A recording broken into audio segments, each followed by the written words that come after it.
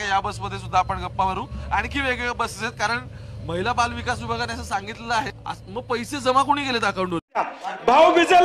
भाऊबीजेला तुम्हाला लाडकी बहीण या ठिकाणी आठवली, 2 महिन्याचं अनुदान तुम्ही दिलं, ताबडतोब निकाल लागल्यावर हे अनुदान थांबवायचं काम या ठिकाणी केलं। 2100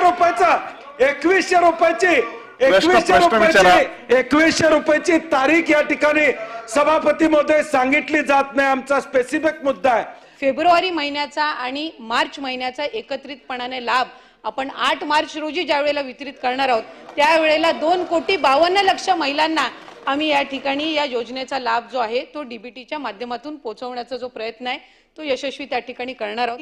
2100च्या संदर्भातला आपण त्या निमित्ताने उल्लेख केला। राज्याचे मुख्यमंत्री देवेंद्रजी फडणवीस साहेबांनी येत्या अधिवेशनाच्या कालावधीमध्ये किंवा अर्थसंकल्पामध्ये आपण 2100 घोषित करू अशा पद्धतीचं कुठेही त्या ठिकाणी वक्तव्य हे केलेलं नाही। राज्याची संबंध एखादी योजना ज्या वेळेला आपण जाहीर करत असतो त्यावेळेला ती योजना जाहीर करत असताना इतर 100% देणार ना। जाहीरनामा हा 5 वर्षासाठी असतो। या अर्थसंकल्पामध्ये 2100 करणार अशा पद्धतीचं वक्तव्य हे कुठेही केलेलं नाही। 5 वर्षासाठी हा जाहीरनामा जाहीर केला जातो आणि योग्य पद्धतीने त्या संदर्भातलाही प्रस्ताव विभाग म्हणून ज्या वेळेला शासन असेल, मुख्यमंत्री महोदय, दोन्ही उपमुख्यमंत्री महोदय, मंत्रिमंडळ ज्या वेळेला त्या संदर्भातलं सूचित करेल, निर्णय करेल, त्यावेळेला विभाग म्हणून आम्ही तशा पद्धतीचा प्रस्ताव जो आहे हा शासनासमोर ठेवण्यात येईल। बंडी पाटील विस्ताराने उत्तर दिलेलं आहे, परंतु आज महाराष्ट्रातल्या तमाम भगिनींच्या पुढे एक प्रश्न निर्माण झालाय की ज्यावेळी ही योजना चालू केली त्यावेळी सभापतीमध्ये 10 GR काढलेत, राज्य शासनाने 10 GR काढले, म्हणजे योजना चालू करताना राजकीय हेतू ठेवून चालू केले हे आता सर्वश्रुत सत्य आहे, ते सगळ्यांना माहित आहे। कारण की जर एखादी गोष्ट ज्यावेळी शासनातून होते ते तुमच्याकडे देतो गिरीजी, नाही म्हणजे विचारपूर्वक योजना करताना विचारपूर्वक कुठला या ठिकाणी निर्णय झाला नाही, फक्त राजकीय हेतू ठेवून या ठिकाणी निर्णय घेण्यात आला। लोकसभेत जो फटका बसला, आशिषजी, लोकसभेत जो फटका बसला त्याचा उतारा म्हणून योजना काढली, बहिणींच्यावर प्रेम म्हणून योजना काढली नव्हती, हे सिद्ध झालेलं आहे। हे जे निकष जे काय आज मंत्री महोदय सांगतात ते निकष पहिल्यापासून होते, त्या निकषाची जबाबदारी जिल्हाधिकाऱ्यांच्यावर होती। मग ज्यांना अपात्र आज करताय त्यांची फसवणूक का करताय? ज्यांना तुम्ही आज अपात्र करताय त्यांची फसवणूक का करताय? जिल्हाधिकाऱ्यांच्या अध्यक्षखाली कमिटी होती, तुम्ही GR काढला, एक अशासकीय सदस्याचा अध्यक्ष तुम्ही केला, कायद्याने त्याला अधिकार दिले हे मान्यता देण्यासाठी। खाली तुम्ही लिहिलं स्थानिक ग्रामसेवक, स्थानिक अधिकाऱ्यांचा सर्ट घ्या। मग याची पडताळणी झाली होती का नव्हती? झाली असेल तर मग आमचं म्हणणं आहे त्यांना अपात्र करू नका। त्यावेळी तुम्ही पात्र केलं सा, त्यावेळी तुम्हाला लाडकी बहीण वाटली, आता सावत्र झाली का निकाल लागल्यावर? आता सावत्र झाली का तुम्हाला निकाल लागल्यावर? त्यावेळी तुम्हाला लाडकी बहीण लागली, लाडकी बहीण दिसली, तुम्ही पुढच्या 2 महिन्याचं अनुदान या ठिकाणी दिलं। या राज्यामध्ये मतासाठी, या राज्यामध्ये अशी एकही योजना नाही गिरीश महाजनजी की पुढच्या महिन्याचे पैसे आम्ही आधी देतोय, अशी या राज्यात कुठली योजना नाही आहे। तुम्ही एक योजना सांगा, तुम्ही एक गतिमान असू दे, पुढच्या 6 महिन्याचे द्या, तुमच्या ताकद आहे ना। आमचं जाहीर आव्हान आहे, एवढी बहीण लाडकी वाटत असेल तर 2025चं वर्षाचं अनुदान तुम्ही त्यांना द्या, या 1 वर्षाचं अनुदान या ठिकाणी द्या।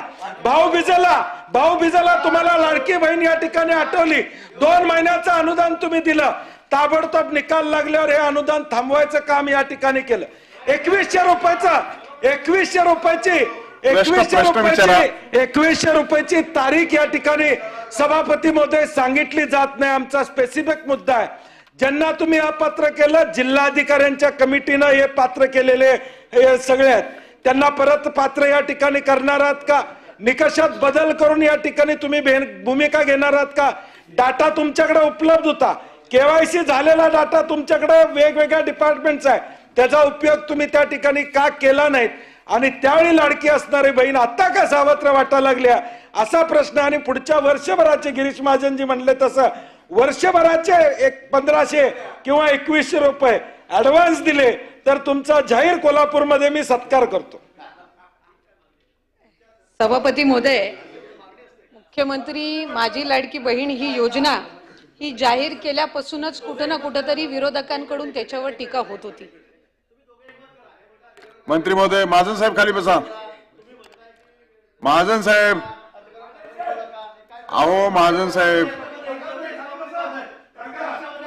त्यांना तसे निर्देश देतो मी, तुम्ही आपण खाली बसा।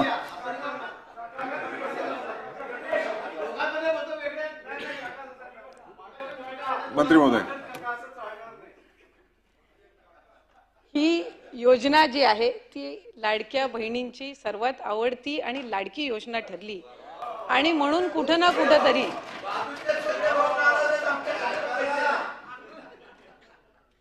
आणि त्यामुळे ज्या वेळेला अशा पद्धतीची योजना घोषित होते त्यावेळेला जवळपास 2.5 कोटीपेक्षा जास्ती महिला या आपण लाभार्थी म्हणून या योजनेसाठी येतील, हे रजिस्ट्रेशन होईल, ही साधारणपणे सुमारे ही विभागाकडे त्या ठिकाणी प्राप्त होती। सन्मान्य सदस्य महोदयांना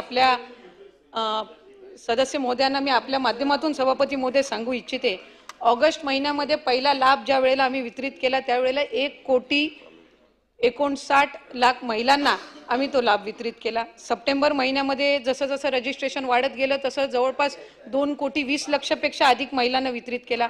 ऑक्टोबर महिन्यामध्ये 2,33,00,000 इतक्या महिलांना आपण लाभ वितरित केला आणि नोव्हेंबर मध्ये निवडणुका झाल्यानंतर डिसेंबर महिन्यामध्ये 2,45,00,000 महिलांना आपण लाभ वितरित केला। म्हणजे आपण कुठेही संख्या ही त्या ठिकाणी कमी केलेली नाही आणि फेब्रुवारी महिन्याचा आणि मार्च महिन्याचा एकत्रितपणाने लाभ आपण 8 मार्च रोजी ज्या वेळेला वितरित करणार आहोत त्यावेळेला 2,52,00,000 महिलांना आम्ही या ठिकाणी या योजनेचा लाभ जो आहे तो डीबीटीच्या माध्यमातून पोहोचवण्याचा जो प्रयत्न आहे तो यशस्वी त्या ठिकाणी करणार आहोत।